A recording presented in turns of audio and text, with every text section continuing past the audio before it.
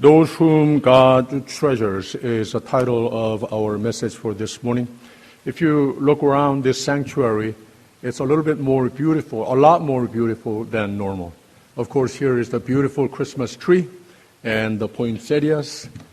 But the most important thing, decoration in this sanctuary, is the centerpiece right here, what we call the Advent candles.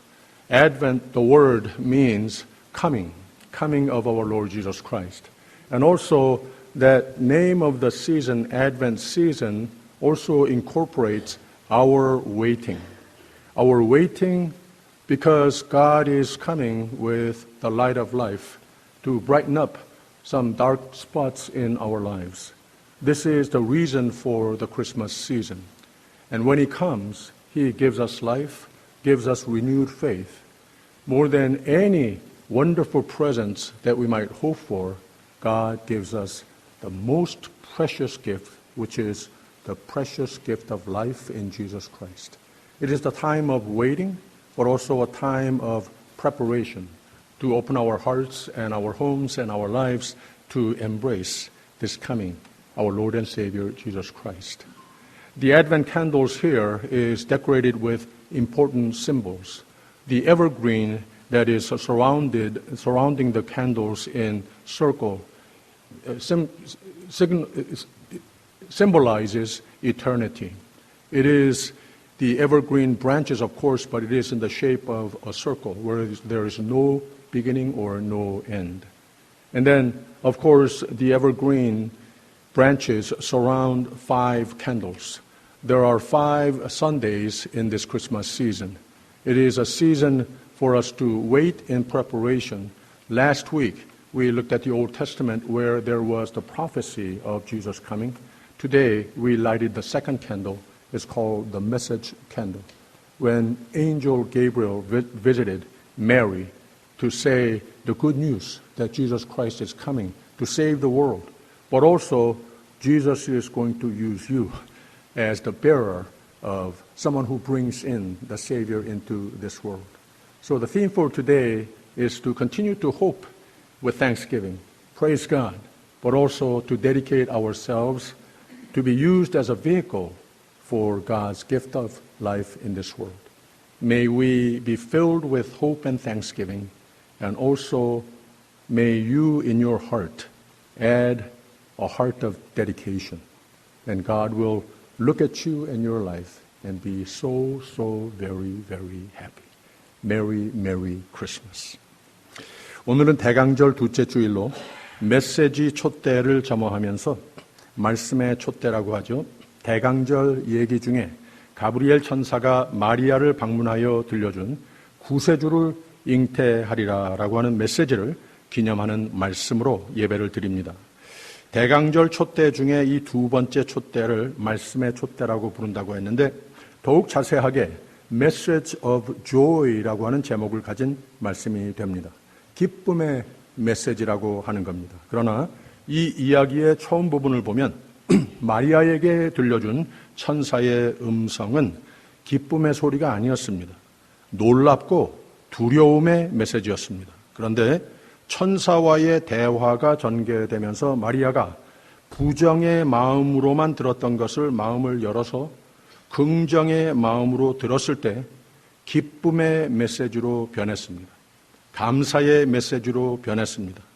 환영과 순종을 초래한 메시지로 들리게 됐습니다. 그랬더니 마리아에게는 하나님의 음성을 은혜로 들었고 그 은혜를 마음과 두 팔을 벌려 영접하여 기쁨으로 받는 동기부여가 된 겁니다.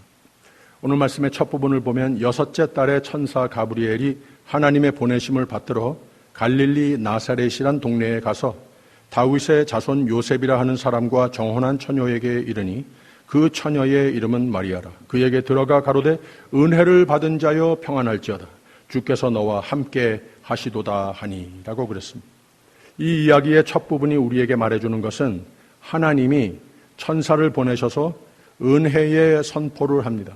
평안의 선포를 합니다. 하나님께서 너희와 함께 하실지어다라고 하는 선포. 그런데 이 선포의 대상이 그 고장과 장소를 유심히 좀 또 이 사람을 유심히 볼 필요가 있습니다.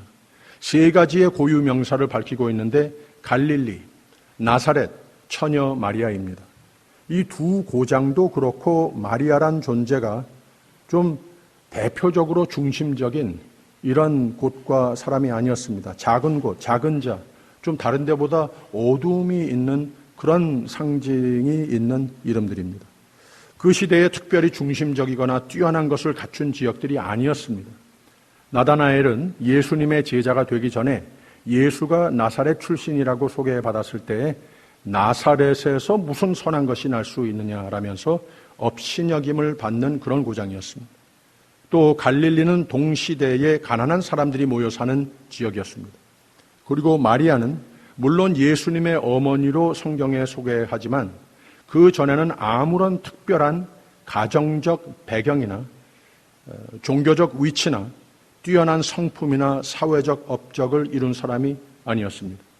오히려 세례 요한의 부모가 되는 사가랴와 엘리사벳은 제사장이고 그 부부가 하나님 앞에 의인이라고 믿음을 잘 지킨 율법대로 흠없는 사람들이라고 소개가 됐는데 마리아는 그런 형용사가 전혀 안 붙여진 평범한 다윗의 자손 요셉이라 하는 사람과 정혼한 한 처녀라고만 소개가 됐습니다. 그래서 이 이야기 서론부터 우리가 알 수 있는 것은 하나님은 왜 이 세상에 오시는가? 작은 자, 낮은 자, 평범한 자를 찾아오시는 하나님이시다라고 하는 진리입니다. 지난주에 이사야의 예언에서와 같이 거기에 은혜로 오시는 하나님이시라는 거예요. 은혜가 필요한 곳에 은혜로 오시는 하나님이시라고 하는 말입니다. 왜 그런가? 은혜란 낮은 곳에, 작은 곳에 더욱 필요한 곳이 거기이기 때문에 거기 오시는 거라고 하는 말입니다. 그에게 들어가 가로되 은혜를 받은 자여 평안할지어다. 주께서 너와 함께 하시도다 하니라고 그랬습니다. 이게 바로 하나님의 속성입니다. 은혜의 하나님이십니다. 또 그 은혜로 누구에게나 다가오시는 하나님이시라고 하는 복음을 우리에게 가르쳐주는 대목입니다. 근데 보세요. 은혜로 다가오시는 하나님이시면 그 다가온 사람이 자동적으로 은혜 받습니까? 아니에요. 29절을 보면 처녀가 그 말을 듣고 놀라 이런 인사가 어찌민고 생각하며 천사가 일러 가로되 마리아여 무서워 말라 내가 하나님께 은혜를 얻었느니라 라고 그랬습니다. 마리아는 하나님의 은혜의 소식, 평안의 소식을 은혜의 소식, 평안의 소식으로 받아들이지 못했습니다. 오히려 염려가 앞섭니다. 눈으로 분명히 천사를 보았고 그 천사가 한 말이 은혜인데 평안인데 이게 믿어지지 않았습니다. 왜 그랬습니까? 자신이 지금까지 살아온 것, 내가 눈으로 봤던 것들, 귀로 들은 것들, 사람들이 나를 대했던 것, 이게 이것과는 은혜, 평안, 이것과는 거리가 먼 세상이라고 하는 거예요. 이게 믿어지지 않았습니다. 냉정한 세상, 은혜란 찾기 힘든 세상 경험했고 세상살이를 그렇게 알고 있었다는 말입니다. 천사가 계속 설득합니다. 은혜 받았다는 겁니다. 31절에서 33절까지 보라 내가 수태하여 아들을 낳으리니 그 이름을 예수라 하라. 저가 큰 자가 되고 지극히 높으신 이의 아들이라 일컬을 것이요 주 하나님께서 그 조상 다윗의 위를 저에게 주시리니 영원히 야곱의 집에 왕노릇하실 것이며 그 나라가 무궁하리라 라고 그랬습니다. 그래서 무서워할 일이 아니라고 하는 거예요. 하나님이 은혜 주신다면은 은혜 주신다고 하는 말을 계속해서 반복합니다. 하나님이 내 삶 속에 크신 계획이 있다고 하나님은 너를 축복하시고 내 삶을 크게 보람되게 영예롭게 쓰실 계획이 있다고 선포합니다.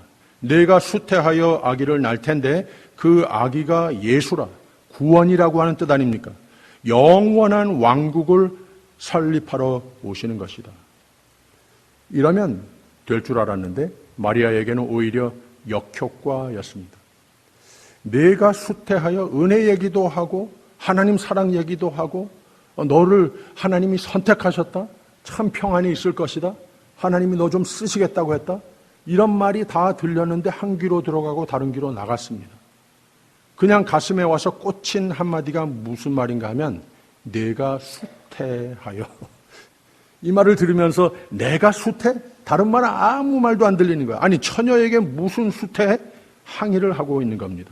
34절에 마리아가 천사에게 말하되 나는 사내를 알지 못하니 어찌 일이 있으리까? 항의를 합니다.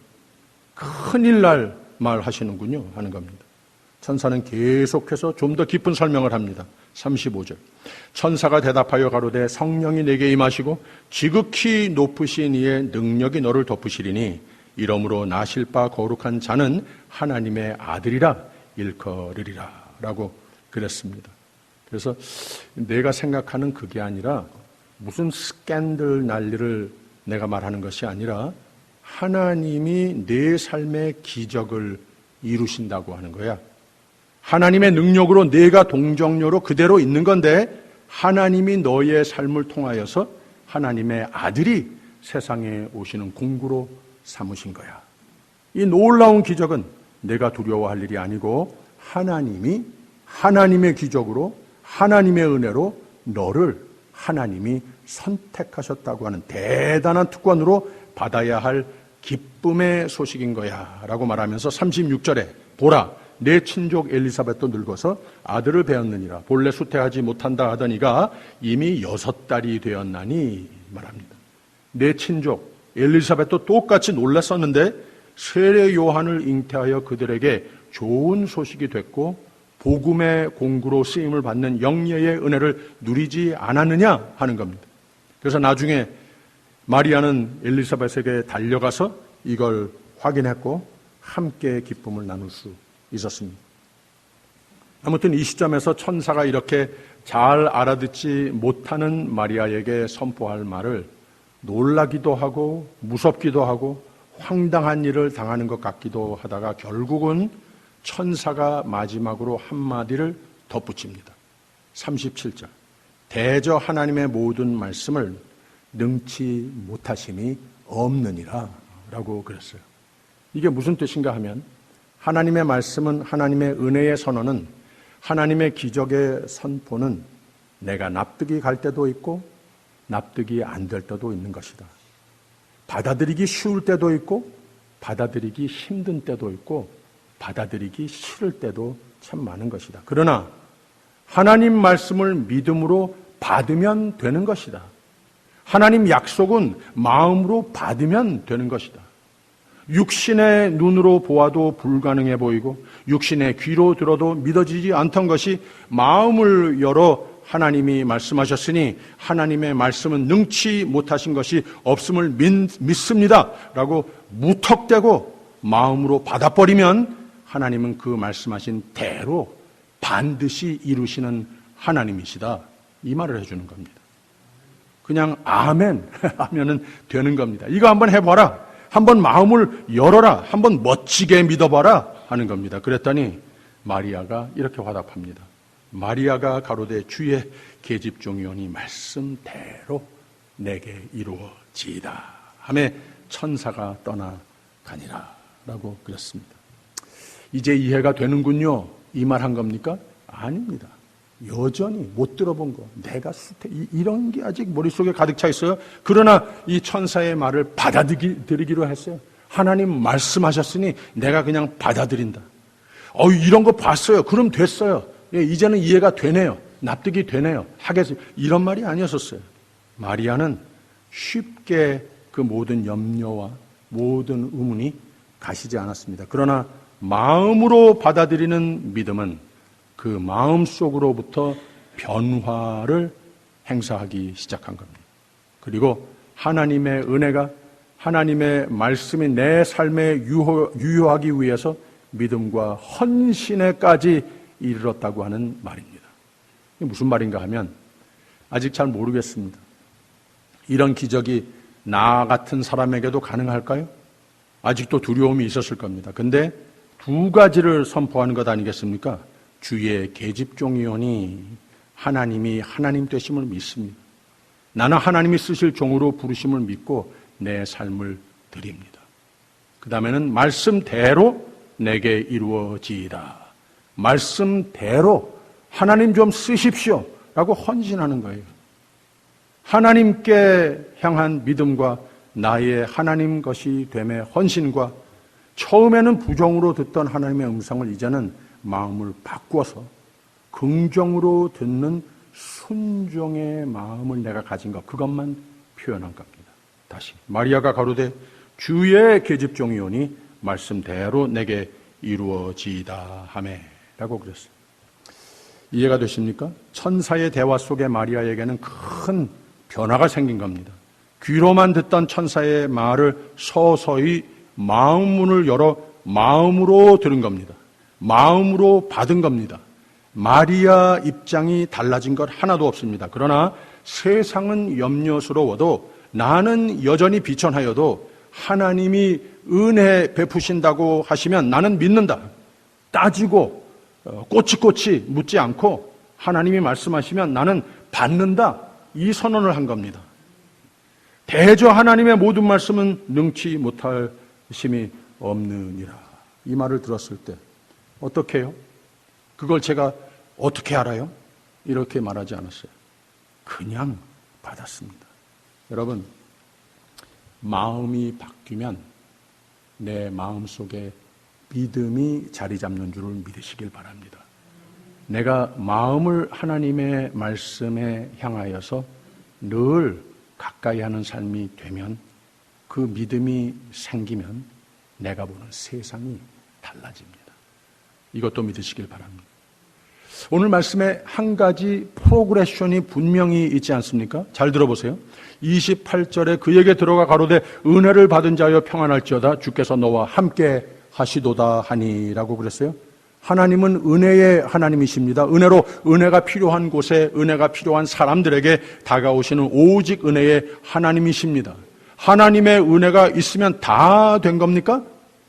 다 됐죠. 그러나 나의 삶에 그만큼 완성이 되지는 않았을 수도 있어요. 바로 마리아의 경우가 그런 경우였습니다. 은혜의 선언을 하시는데 마리아는 그 소리를 들었는데 그 마음속에 믿음이 안 생긴 겁니다. 천사가 말을 하고 또 하고 해서 하나님의 말씀이 마리아를 설득하려고 선포됐을 때, 그리고 처음에는 안 믿어졌어도 도망가지 않고 그 자리에 말씀이 있는 곳에 굳굳이 말씀을 들으면서 앉아 있었을 때, 대저 하나님의 모든 말씀은 능치 못하심이 없느니라 마리아는 믿어졌어요. 믿음은 들음에서 형성된다고 하는 말씀이 옳습니다. 로마서 10장에 믿음은 들음에서 나며 들음은 그리스도의 말씀으로 말미암았느니라 라고 그랬어요. 그래서 마리아에게는 하나님의 은혜가 자신의 비천한 삶 가운데에도 유효하다는 것이 믿어지게 된 겁니다. 그러면 하나님의 은혜가 있어서 하나님의 말씀이 선포돼서 말씀으로 말미암는 믿음이 그 마음에 형성돼서 이 신앙 고백을 했으면 다 된 겁니까? 이제 다 됐습니까? 이것도 아니었습니다. 한 가지 스텝이 더 있었습니다. 무언이지만 우리가 성경을 읽을 때 성경에 나와 있는 말씀을 그대로 하나님의 말씀으로 받아들여야 하지만, 특히 어떤 내러티브가 있을 때에 그 사이사이에 무언 속에 기록되지 않은 그 사이사이에 reading between the line이라고 하는 미국 사람들의 표현이 있듯이 하나님께서 이 이야기 속에서 뭘 보여주고 있으신가, 이것까지도 볼 수 있어야 한다고 하는 거예요. 그것이 바로 이 천사의 행동이었습니다. 천사의 무언이었습니다. 대저 하나님의 모든 말씀은 능치 못하심이 없느니라 했으면은 이제 가면 되지 않겠습니까? 안 갔어요. 거기 그냥 가만히 기다리고 있어요. 마치 이 마리아의 어떤 반응이 가장 중요한 이 최종적인 뭔가 그 마음과 입술로 하나님께서 보시고 이젠 됐다 할 때까지 가만히 기다렸어요. 그래서 37절이 있은 후에 마리아가 가로되 주의 계집종이오니 말씀대로 내게 이루어지이다 하매 천사가 떠나가니라 라고 그랬어요. 이 마리아가 이 말을 한 다음에 갔어요.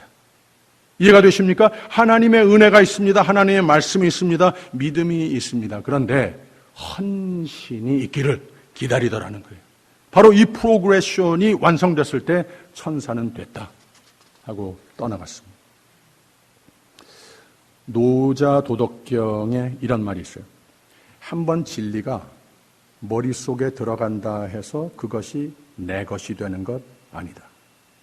진리는 깨달은 후에 마음에 깊이 새겨 나의 것으로 여기면 사상이 된다. 사상이 행동을 만들고 행동은 습관이 되고 습관은 운명을 이룬다. 라는 말이 있어요. 그래서 숙려단행이라고 말을 쓰면서 살에 깊게 생각하고 행동은 과감하게 행하라 라고 하는 뜻입니다. 진리로 마음을 단장하고 믿는 것이 있으면 믿는 대로 살아라. 그 경지까지 도달해야 되는 것이다. 강하고 담대하라. 이걸 가르치는 말이에요. 믿음의 사람은 하나님의 은혜와 믿음으로 말미암아 이미 생명의 운명이, 영생의 운명이 정해진 사람들입니다. 이게 다 여러분들입니다. 이미 복 있는 사람으로 하나님은 여러분을 선택하셨습니다. 그러나 이 진리를 늘 깨닫는 삶이 필요하고 이 진리를 내 마음속에 깊이 새겨야 합니다. 내 것이 되어야 합니다. 이 진리가 주관하는 삶과 습관을 믿음과 충성으로 그 진리 위에 생명과 자유를 누려야 하는 겁니다. 내 것으로 만들어야 하는 겁니다. 복받을 사람은 믿음과 충성으로 굳게 서야 하는 겁니다. 구원은 오직 은혜, 오직 믿음 맞습니다. 그러나 생명의 삶은 오직 헌신입니다. 마리아는 하나님의 말씀과 하나님의 은혜를 받아들였더니 나중에 이런 찬송가를 부르게 됐습니다. 45절, 46절을 보게 되면은 믿은 여자에게 복이 있도다. 주께서 그에게 하신 말씀이 반드시 이루리라. 마리아가 거로되 내 영혼이 주를 찬양하며 내 마음은 하나님 내 구주를 기뻐하였음은 그 계집종의 비천함을 돌아보셨음이라. 보라, 이제후로는 만세에 나를 복이 있다 일컬으리로다 라고 그랬어요. 나 아무것도 아니라고 생각을 했던 마리아가 하나님의 은혜를 깨닫고 믿음을 행사하고 내 삶으로 만들었더니 누구를 만나든 그 앞에서 주눅이 드는 모습 다 없어졌어요. 나만큼 하나님 복을 받은 사람이 있으면 나와보라 그래. 이만큼 자신 있는 사람이 됐습니다. 그 믿음의 행위로 말미암아 비로소 평생 알지 못했던 기쁨과 찬송으로 가슴이 벅차 있는 삶이 됐습니다. 비천했던 삶이 가진 것도 없고 누가 뭘 주는 것도 없고 특별한 희망도 없었던 삶이 하나님의 은혜라니 그것과는 거리가 먼 생애였고 감히 하나님의 공구라니 그런 보람과 행복도 나와는 거리가 먼 사람이라고 여기며 살아온 마리아는 자신을 둘러보면 바뀐 것 하나도 없는데 그래서 아까는 무섭고 비관으로 모든 것을 보고 듣고 말하고 행동했었는데 근데 지금은 마음을 열어 나는 하나님 믿습니다. 나는 하나님께 속했습니다. 나는 하나님이 계획과 약속을 두신 행복과 하나님 나라 위에 쓰임을 받을 존재입니다. 이 말씀을 내게 주셨으니 하나님 아버지 내가 믿습니다. 이 믿음으로 살겠습니다. 이렇게 헌신을 했습니다. 오늘 말씀은 우리에게 복 받는 삶의 두 가지 중요한 진리를 가르쳐 줍니다.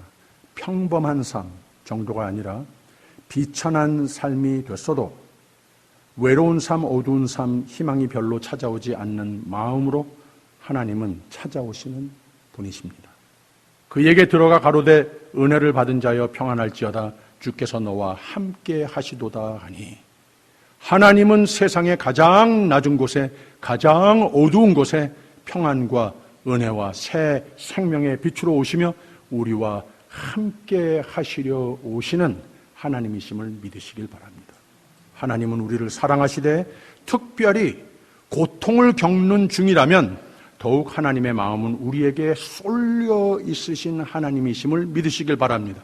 마음이 쏠리시면 반드시 오십니다. 내 삶 속에 새로운 평강과 희망과 새 삶을 축복하시는 하나님이심을 믿으시기를 바랍니다.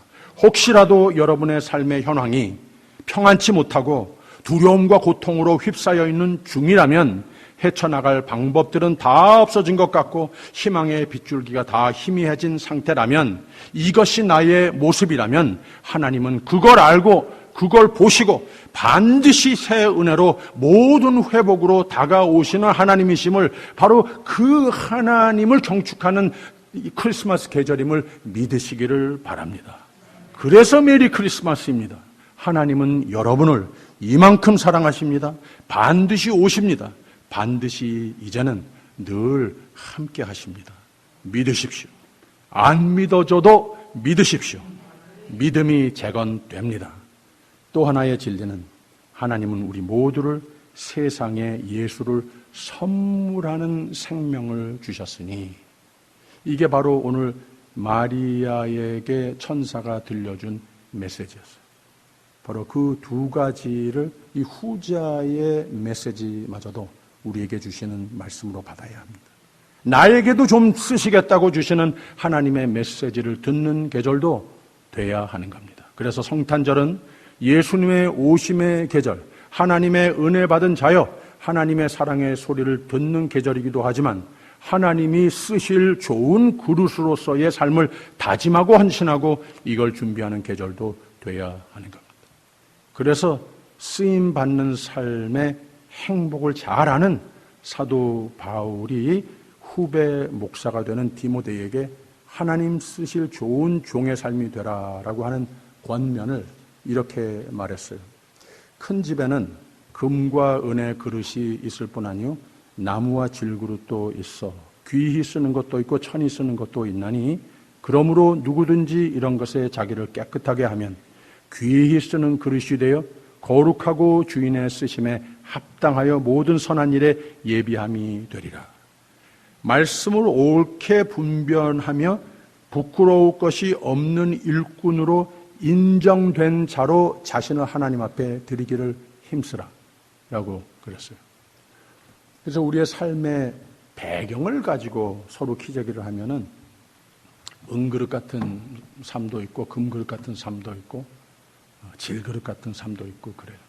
사도 바울이 말하는 거는 하나님의 은혜 안에 산다고 하는 것, 쓰임을 받는다고 하는 것, 이거 아무 상관없더라. 은그릇이면 어떻고 금그릇이 so what 하는 겁니다. 이거 아무 상관없더라. 중요한 것은 내가 하나님께 드려지는 삶, 하나님의 은혜에 합한, 은혜에 합당한 깨끗한 그릇으로 내가 준비하여 드리느냐.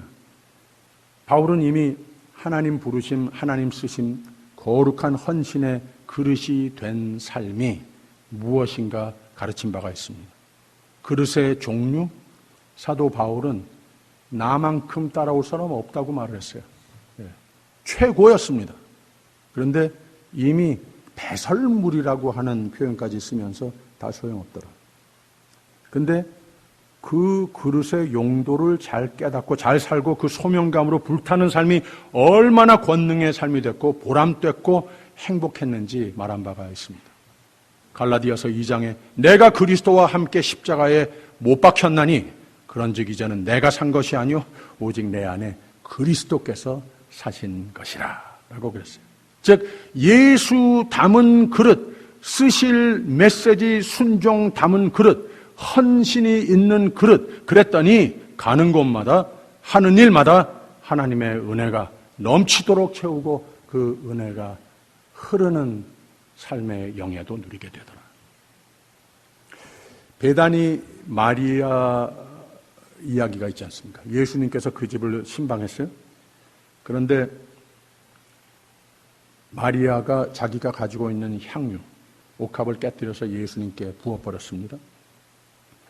근데 그게 값어치가 이 보통 사람 1년 인감 정도의 값어치의 옥합이었어요. 근데 예수님의 제자들 중에 머리가 기가 막히게 기계적으로 착착착착 잘 돌아가는 사람이 금방 항의를 합니다.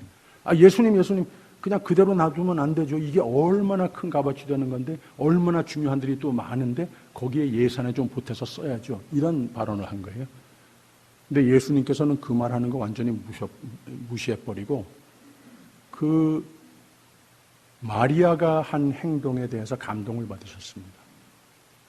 감동을 받으셨어요. 그 집안에 있는 사람 모두 다 이 향유의 향내가 집에 가득했다고 그랬는데 그 표현은 예수님의 나중에 하신 말씀을 비추어 봐서 예수님의 마음속까지 그 헌신의 향내라고 할까요?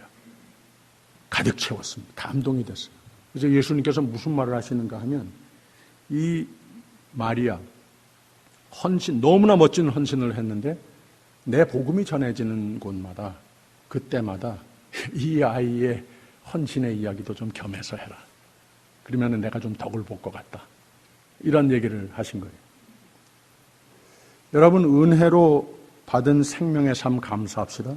믿음으로 모든 것을 이기는 삶, 확신 감사합시다. 근데 성실과 신실의 헌신을 살면 하나님이 감동하시는 줄 믿으시길 바랍니다. 그 삶은 멋지고 사람도 감동하고 하나님 빼놓아 축복하시는, 귀히 여기시는 삶이 되는 겁니다. 헌신이 이 복된 삶을, 멋진 삶을 가능케 해주는 겁니다. 교회를 이루고 있는 우리 모두도 각양 직분을 통해 하나님은 은혜의 기회를, 더욱 큰 믿음의 기회를 베푸십니다. 그런데 헌신이 하나님의 은혜가 내 삶에 임하게 해주는 겁니다. 헌신이 믿음을 완성케 해주고 헌신이 하나님의 은혜를 내 삶 속에 유효케 해주시는 겁니다. 오늘은 여러분들께 좀 드릴 말씀이 있습니다. 예수님께서 우리 교회에 부탁하시는 일들, 예배를 통하여서 또 재직 훈련 내지는 재직론, 내가 받은 교회의 재직의 제목들이 다 있지 않습니까? 이런 것에 대해서 교육할, 말씀을 나눌 기회가 있으면 그런 기회에 예수님께서 이 아이에게, 이 장로에게는 좀 거기 덧붙여서 해라. 그럼 은혜가 될 것 같다. 이 권사에게는 내가 가만 봤더니 아주 멋지다. 겸해서 좀 해라. 이런 영광을 누릴 수 있다면 얼마나 좋겠습니까? 그런데 반대로 그런 기회가 올 때마다 예수님께서 제 얘기는 좀 안 했으면 좋겠다. 이게 만약에 나라면 얼마나 참 안 된 겁니까? 우리 교회는 그런 분 한 분도 없습니다. 근데 저쪽 아랫동네 가면은 조금 있으시다는 얘기를 들었어요. 38절 말씀 다시. 마리아가 가로되 주의 계집종이오니 말씀대로 내게 이루어지이다 하며 천사가 떠나가니라. 주의 계집종이오니 하나님의 뜻대로 하옵소서. 헌신, 마치 선서식을 한 겁니다. 마리아가 만약에 그런 기회가 주어졌는데 만약에 마리아가 이때 말이죠, 이 하나님의 부르심을 값없이 가치 없이 내게 주어진 그 하나님의 동역자로서의 삶의 제목, 이걸 값없이 가치 없이 여기고 지나갔더라면 오늘 우리가 경축하는 크리스마스 없습니다. 여러분은 은혜를 받은 자들입니다. 이번 성탄 계절은 하나님이 찾아오셔서 하나님은 여러분의 마음과 삶을 평안으로 채우실 마음이 있으십니다. 여러분은 하나님이 사랑하십니다. 많이 사랑하십니다. 하나님은 하나님의 능력의 손으로 여러분을 덮으시고 여러분의 생애를 능력으로 쓰시려고 부르십니다. 성탄의 빛, 믿음의 빛, 구원의 빛으로 하나님은 여러분을 쓰십니다. 소망의 빛, 새힘의 빛, 삶의 재건의 빛으로 쓰임받는 성탄 계절이 생애가 되시기를 주님의 이름으로 축원합니다. 하나님의 말씀을 내 마음 전부로, 내 삶 전부로 받으십시오.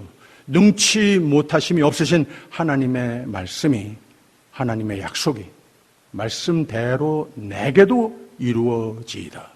헌신으로 선언하며 찬송하며 승리의 삶을 꼭 이루시는 메리 크리스마스와 생애가 되시기를 주님의 이름으로 축원합니다. 기도하겠습니다. 은혜로 평안으로 권능으로 사랑으로 소명의 삶의 소망으로 채우시려 오시는 기쁨의 성탄 계절 감사합니다. 이 아침 하나님 말씀 따라